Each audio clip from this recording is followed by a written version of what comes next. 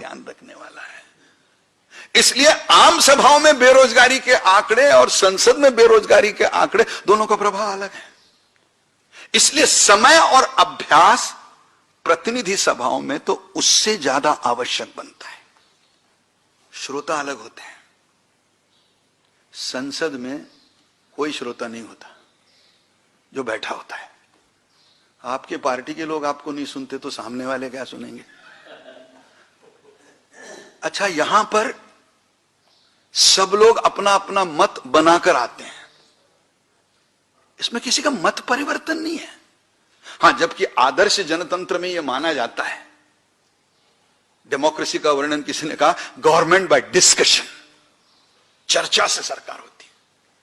लेकिन जो जो लोग हम में से इसको देखते हैं, अनुभव करते हैं जिस स्तर पर, उन सबको पता है कि सत्ता और विपक्ष के बोलने का एक दूसरे पर कुछ असर नहीं होता, क्योंकि वहां हर आदमी अपने विचार पक्के पार्टी लाइन को लेके आता है। और इसलिए कितना भी बढ़िया आप बोले, सामने वाला लॉबी में आने के बाद आपको कहेगा कि भाषण बहुत अच्छा होगा, लेकिन अंदर कभी नहीं कहेगा कि आपका भाषण अच्छा होगा। दूसरी बात, यह जनसभा नहीं है जो कोई ताली वाली बजाने वाला है। तीसरी बात, संसद या प्रतिनिधि सभा ऐसे स्थान है जहां आप दुश्मन के सामने भाषण करते हो। जनसभा में तो वही आता है जो हमको सुनना चाहता है, इसलिए थोड़ा बहुत तो वो अपना ही होता है। बाकी अगर आपने बिल्कुल सड़क पे सभा लगाई हो तो दो चार वाले जाते आते कुछ लोग रुक जाते होंगे, उनकी अपनी अलग जगह है। लेकिन इसलिए कभी कभी तो मुझे लगता है कि सभाओं का चुनाव में कितना महत्व है, इस पर मुझे बरसों से संदेह है। जब एक बार मैंने अटल जी को कहा कि मुझे संदेह है बरसों से, उन्होंने कहा मुझे जन्म से संदेह है कि सभाओं से। अब मुझे याद है कि एक बार किसी ने कहा कि प्रमोद जी आप मेरे यहां सभा ले लीजिए। आपकी एक सभा हो गई। अभी भी बिहार के कुछ लोग बोलते सर आपकी सभा हो गई और मैं जीत गया। अब कोई अपने बारे में अच्छा बोले तो अपन ना तो बोल नहीं सकते थे, तो हम कहते हाँ बेटा मेरे भाषण से तू जीत गया, और मन में बोलते हैं हमारे भाषण से हम खुद नहीं जीते तो इसको क्या जिताया भगवान जाने।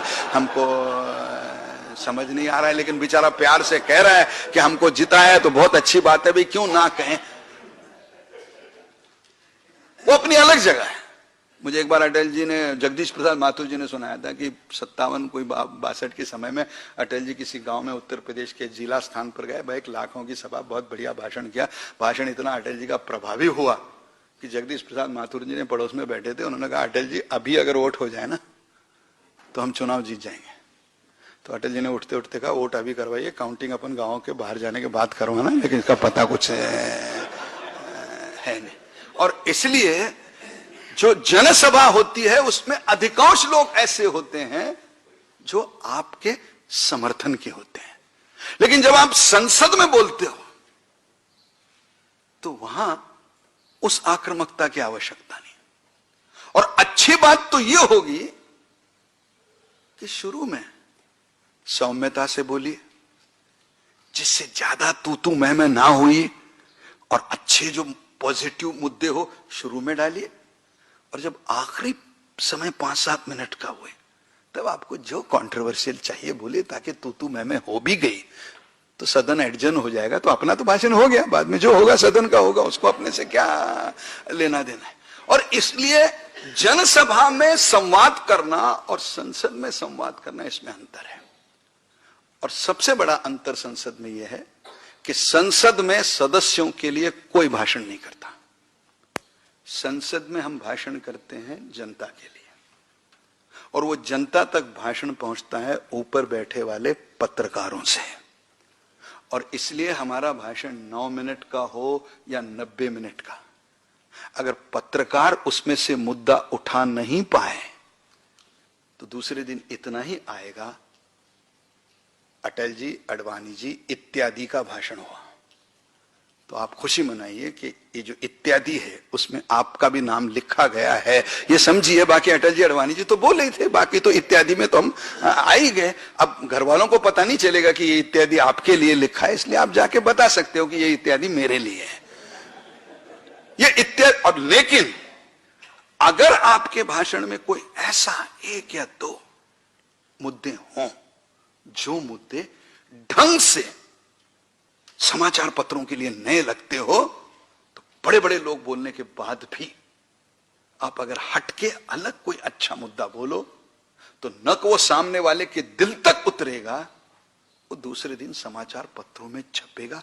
ये देखें, जब वक्तृत्व बैठकों में करना है तो उसमें आप बिल्कुल अनौपचारिक रह सकते हो। बैठ के बोलिए, खड़े होकर बोलिए, उसमें स्पष्ट बोल सकते हो, स्नेह से बोल सकते हो, उसमें डरने की बात नहीं है।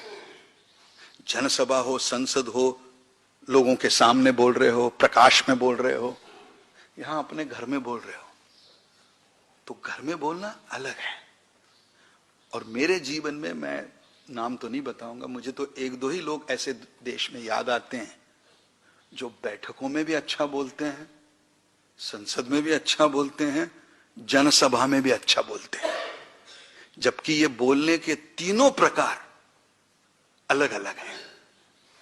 और अगर तीनों प्रकार में भगवान ने आपको महारत दे दी तो फिर वो जो 3-4 है संख्या, वो 5 हो जाएगी, आपका भी नाम उसमें जुड़ जाएगा। ये आपके हाथ है। एक संवाद कला का माध्यम छोटे से मुद्दे में रखना चाहूं जो व्यक्तिगत भी होता है। संवाद कला केवल ये नहीं है कि मैं आप जैसे समूह से बात कर रहा हूं या कल रामलीला मैदान पे खड़े होकर 50,000 लोगों के सामने बात करूंगा। जब आप मुझे मिलते हैं या मैं आपको मिलता हूं, तब भी हम दोनों के बीच में संवाद होता है।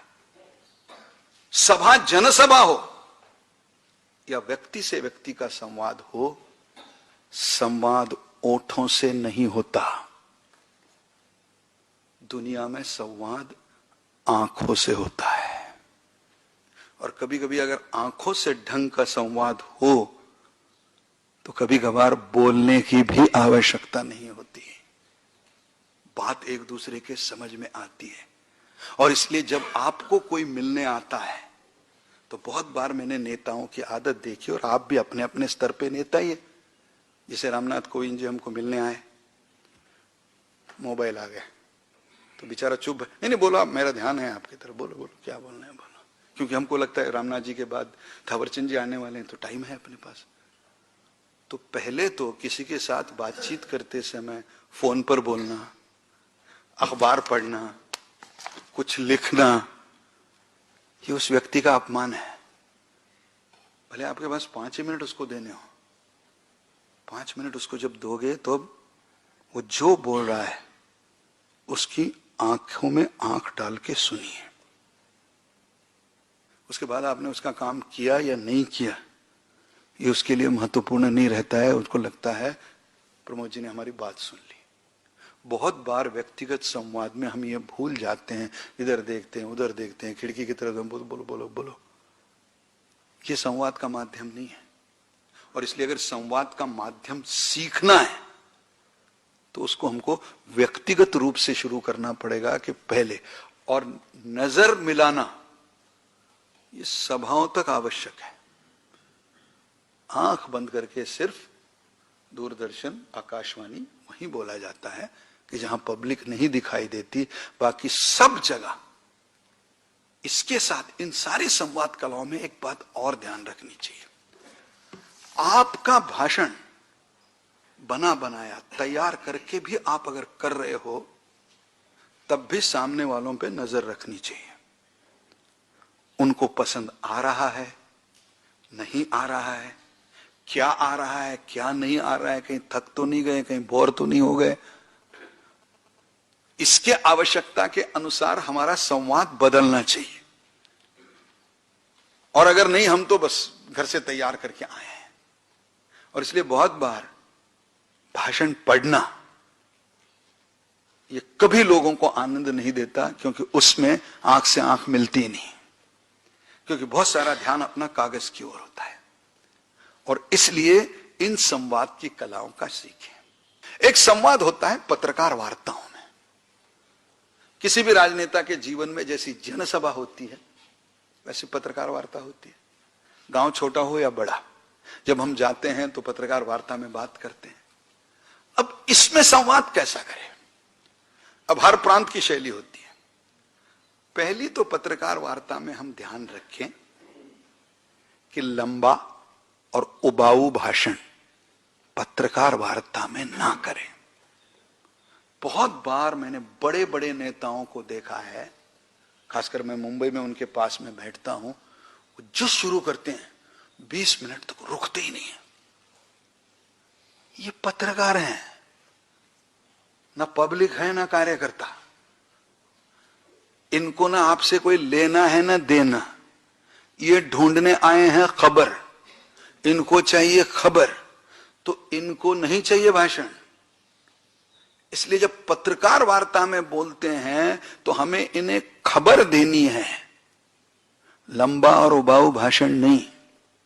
और अगर आपके पास खबर देने लायक मुद्दा हो तो 5 मिनट की पत्रकार वार्ता भी दूसरे दिन सुर्खियों में आ सकती है। और अगर आपके पास खबर देने लायक कुछ नहीं हो तो 50 मिनट के भाषण के बाद भी दूसरे दिन सिर्फ गाली ही पड़ती है और कुछ नहीं मिलता है। इसलिए कभी कभी मुझे लगता है कि जनसभा के लिए तैयारी कम हो चलती है, संसद में थोड़ी बहुत हो चलती है, लेकिन पत्रकार वार्ता में तैयारी करके जाना अत्यावश्यक है। पत्रकार वार्ता में हमको सोचना चाहिए कि 3, 4, 5, 3 से 5 मुद्दे मैं रखूंगा। कुछ भी, मेरी रजत जयंती मेरे जिले में कैसे होने वाली है, तो ये 5 मुद्दे हैं। नहीं तो हम अडवाणी जी का भाषण सुन के आए, वहीं शुरू कर दिया वहां कि ये गांव वाले थे नहीं तो इनको मैं बता दूं। पत्रकारों को उसमें रुचि नहीं है। पत्रकारों को अगर उसमें रुचि नहीं है तो 3, 4 या 5 मुद्दे पकड़िए, उस मुद्दे पे 1-1 मिनट बोलिए।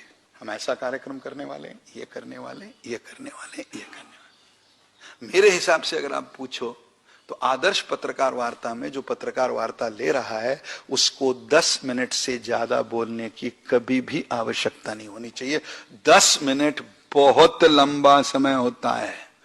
10 मिनट का अगर वो दूसरे दिन छापेगा तो उसको आधा पन्ना खर्चा करना पड़ेगा। इतने मुद्दे आप 10 मिनट में रख सकते हो। उसके बाद उसी के साथ अगर हम लिखित वक्तव्य दे दे तो बहुत अच्छा, क्योंकि बहुत बार पत्रकार सब आते नहीं, कुछ कम आते हैं। तो इसमें अगर लिखित वक्तव्य भी चला जाए तो उसको याद भी नहीं करना पड़ता है। तीसरी बात, प्रश्नों के जब उत्तर देते हैं तो वो भी छोटे, जो पूछा है उससे जुड़े हुए प्रश्नों का भी उत्तर, प्रश्नों का ही उत्तर दें, उसमें भी लंबी बात ना कहें। और इसमें जुड़ी आखिरी और अंतिम बात, हर प्रश्न का उत्तर देना यह कोई कानूनी मजबूरी नहीं है। बहुत बार हम लोगों को लगता है कि पत्रकारों को यह संवैधानिक अधिकार है कि वो हमें कुछ भी पूछ सकते हैं और हमें जवाब देना ही चाहिए। ऐसा उनको कोई अधिकार नहीं है। एक नया माध्यम संवाद में आया है जो 8-10 साल पहले इतना बड़ा नहीं था जितना आज बना है, और वह है टेलीविजन। 10 साल पहले अगर आप सफर कर